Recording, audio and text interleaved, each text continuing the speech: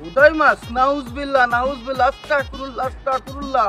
এ তুমি কি কইলা বাবা? বুদাই মাছ ওই খাইলে রোগ ভালো হয়?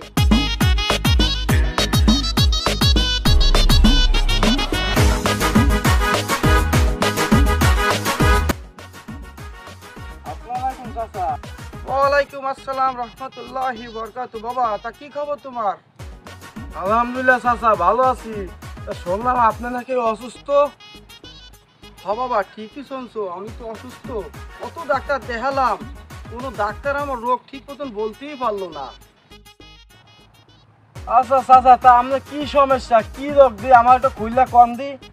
আরে বাবা, তুমি রোগের কথা আর বললো না। কত ডাক্তার কবিরাজ দেখালাম গেলাম, কেউ আমার রোগ কইতে পারলো না বাবা। সমস্যা হলো বাবা, আমি ঠিক মতন খাইতে পারি না, পেট মাট ফুললে ওঠে, রাত্রি বাইরে সই দেই না, মাথা মাথা গুজা পড়ি।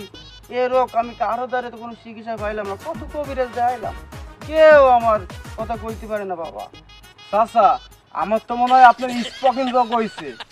কি কইলা বাবা, স্পোকিং রোগ? হ্যাঁ চাচা, এটা তো খুব পুরানো রোগ, তাই এই রোগের ওষুধ তো আমি জানি।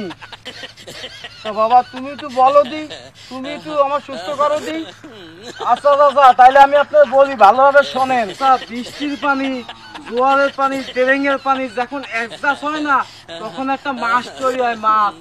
আর ওই মাছটার নাম হয় কি জানেন? মাছটার নাম হচ্ছে বোদাই মাছ। সেই মাছটা যদি আপনি ভুনা করে খাইতে পারেন, তাহলে আপনি একা খাবেন, কেউ খাবেন না। ওই যদি মাছটা আপনি ভুনা করে খাবেন, তাহলে আপনার রোগটা সারবে।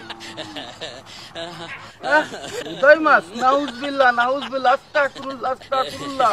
এ তুমি কি কইলা বাবা? বুদাই মাছ ওই খাইলে রোগ ভালো হয়?